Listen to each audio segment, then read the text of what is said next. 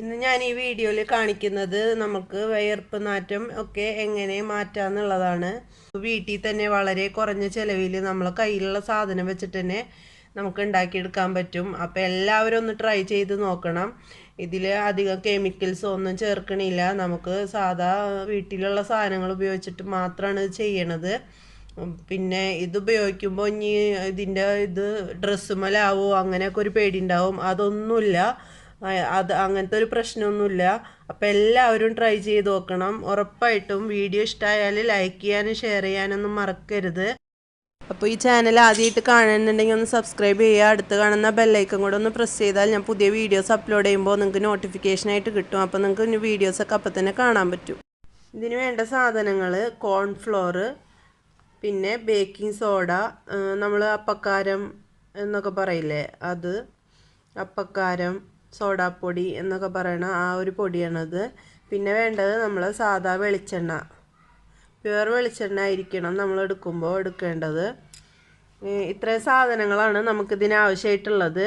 പിന്നെ ഇത് കോൺഫ്ലോറിന് പകരം നമുക്ക് വേണമെങ്കിൽ കൂവപ്പൊടി ചേർക്കുക. ആരോറോട്ടിൻ്റെ പൊടി ഉണ്ടല്ലോ, അതും യൂസ് ചെയ്യാൻ പറ്റും. അപ്പോൾ ഞാനിപ്പോൾ ഈ കോൺഫ്ലവർ യൂസ് ചെയ്തിട്ടാണ് ചെയ്ത് കാണിക്കുന്നത്. അപ്പോൾ എല്ലാവരും വീഡിയോ ഫുള്ളായിട്ട് കാണണം എങ്ങനെയാണ് ചെയ്യണതെന്ന്. തീർച്ചയായിട്ടും നിങ്ങൾക്ക് റിസൾട്ട് ഉണ്ടാവും. ഇതിന് പിന്നെ നിങ്ങൾക്ക് മണമൊക്കെ വേണമെന്നുണ്ടെങ്കിൽ എസൻഷ്യൽ ഓയിൽ ചേർക്കാം. ഞാനിവിടെ അതൊന്നും ചേർക്കണില്ല. മണമില്ലെങ്കിലും വിയർപ്പ് നാറ്റം നമുക്ക് പുറത്തോട്ട് വരില്ല, അത് ഉറപ്പാണ്. അപ്പോൾ എന്തായാലും ഒന്ന് ചെയ്ത് നോക്കാം. പിന്നെ ഡ്രസ്സിൽ ഇതൊക്കെ ആവുമെന്നുള്ളൊരു പേടിയും വേണ്ട. അതൊന്നും ആവില്ല. വെളിച്ചെണ്ണയൊക്കെ നമ്മളെ ശരീരത്തിൽ തന്നെ അബ്സോർബ് ആവും. അതുകൊണ്ട് ആ പേടി വേണ്ട. തരി ഉണ്ടാവോ, ഡ്രസ്സുമ്മൽ പിടിക്കുകയോ അതൊന്നും ഉണ്ടാവില്ല. അപ്പോൾ എങ്ങനെയാണ് ചെയ്യണമെന്ന് നോക്കാം. ഇപ്പോൾ നമ്മൾ ഏത് സ്പൂണിലാണ് കയ്യിലാണ് എടുക്കണമെന്ന് വെച്ചാൽ അതേ അളവിൽ തന്നെ എല്ലാ സാധനങ്ങളും എടുക്കണം. ഞാനിവിടെ ഈ ഒരു സ്പൂണിൽ കോൺഫ്ലോർ എടുത്തിട്ടുണ്ട്. അപ്പോൾ അതേ സ്പൂണിൽ തന്നെ നമുക്ക് ബേക്കിംഗ് സോഡയും എടുക്കണം. അതേ അളവിൽ തന്നെ ഞാൻ ഈ ബേക്കിംഗ് സോഡ എടുത്തിട്ടുണ്ട്. സോഡാപ്പൊടി അപ്പക്കാരം എന്നൊക്കെ പറയണ പൊടിയാണ് കേട്ടോ. അതും ഇതിലേക്ക് ചേർത്ത് കൊടുക്കുക. ഇതൊന്ന് അരിച്ചിട്ട് ചേർക്കുകയാണെങ്കിൽ നന്നായിട്ട് മിക്സായി കിട്ടും. ഞാൻ ഇവിടെ സ്പൂൺ കൊണ്ട് തന്നെ മിക്സ് ചെയ്യാണ്. നമ്മളൊരു അരിപ്പയിൽ കൂടെ അരിച്ച് ചേർക്കുക. അപ്പോൾ നന്നായിട്ട് മിക്സായി വരും പൊടി അരിച്ചെടുക്കുമ്പോൾ. ഞാൻ ഇവിടെ ഇതുകൊണ്ട് തന്നെ മിക്സ് ചെയ്തെടുക്കുന്നുണ്ട് കുറച്ച് നേരം. ഉറപ്പായിട്ടും നിങ്ങൾക്ക് റിസൾട്ട് കിട്ടും. നിങ്ങൾ ചെയ്ത് നോക്കുക. 10 പൈസ ചിലവില്ലാണ്ട് നമുക്ക് വീട്ടിൽ എന്തായാലും ഈ സാധനങ്ങളൊക്കെ നമുക്ക് വീട്ടിലുണ്ടാവുന്നതാണ്. അപ്പോൾ ഉറപ്പായിട്ട് ചെയ്ത് നോക്കണം. അപ്പോൾ ഇത് മിക്സ് ചെയ്തെടുത്തിട്ടുണ്ട്. ഇനി ഇതിലേക്ക് നമ്മൾ ആ ഒരു സ്പൂണിൽ തന്നെ വെളിച്ചെണ്ണ ചേർക്കണം. ചേർക്കുമ്പോൾ കുറേശ്ശെ ചേർക്കുക. ആദ്യം ഞാൻ ഇവിടെ 1/4 ടീസ്പൂൺ ചേർക്കുകയാണ്. എന്നിട്ട് നന്നായിട്ട് മിക്സ് ചെയ്തെടുക്കുക.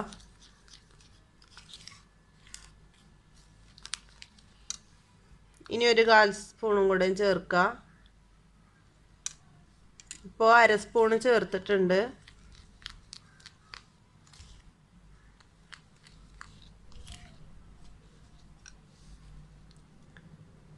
ഇനി ഒരു 1/2 സ്പൂണും കൂടെ ചേർക്കുക.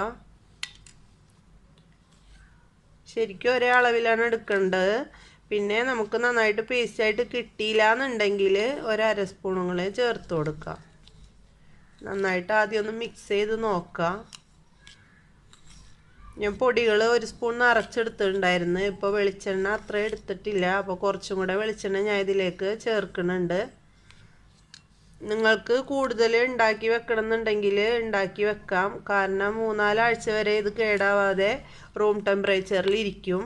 അതുകൊണ്ട് ആ പേടി വേണ്ട, കേടാവുന്നുള്ള. ഫ്രിഡ്ജിലൊന്നും വെക്കേണ്ട ഒരാവശ്യവും ഇല്ല. നമുക്ക് പുറത്ത് തന്നെ വെച്ചാൽ മതി. നമുക്കൊരു ഗ്ലാസ് ബോട്ടിലാക്കിയിട്ട് ഇതെല്ലാം മിക്സ് ചെയ്തിട്ട് ഒരു ഗ്ലാസ് ബോട്ടിലാക്കുക. എന്നിട്ട് നമുക്കത് റൂം ടെമ്പറേച്ചറിൽ തന്നെ, ഫ്രിഡ്ജിലൊന്നും വെക്കേണ്ട ഒരാവശ്യവും ഇല്ല, പുറത്ത് തന്നെ വെച്ചാൽ മതി. നന്നായിട്ട് അടച്ച് വെക്കുക. എന്നിട്ട് നമ്മൾ പുറത്ത് പോണ സമയത്തോ നമുക്ക് എപ്പോഴാണ് വേണ്ടതെന്ന് വെച്ചാൽ അപ്പോൾ അത് കുറച്ചെടുത്തിട്ട് തേച്ച് കൊടുക്കുക. കൂടുതൽ വാരി തേക്കൊന്നും ചെയ്യരുത്. ഒരു ഇച്ചിരി തന്നെ മതിയാവും.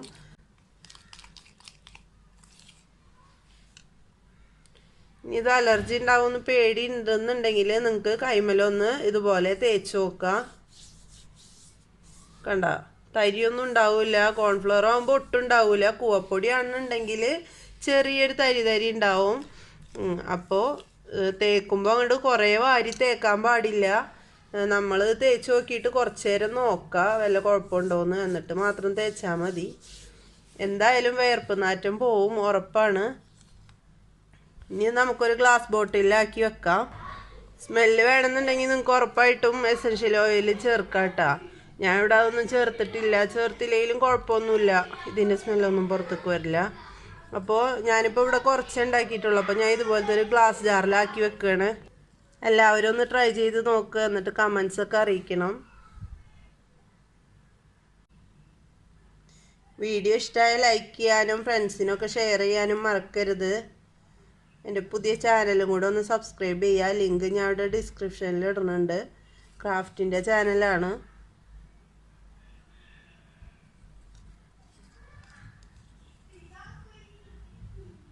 നമുക്കധികം പൈസ ചിലവൊന്നുമില്ലാതെ കടയിൽ നിന്നൊക്കെ വാങ്ങി കെമിക്കലൊക്കെ ചേർത്ത് ഉണ്ടാക്കുന്നത് വാങ്ങി തേക്കുന്നതിലും നല്ലത് ഇതുപോലെ നമുക്ക് വീട്ടിൽ ഈസി ആയിട്ട് ഉണ്ടാക്കിയെടുക്കാൻ പറ്റും. അപ്പോൾ എല്ലാവരും ഒന്ന് ട്രൈ ചെയ്ത് നോക്ക്.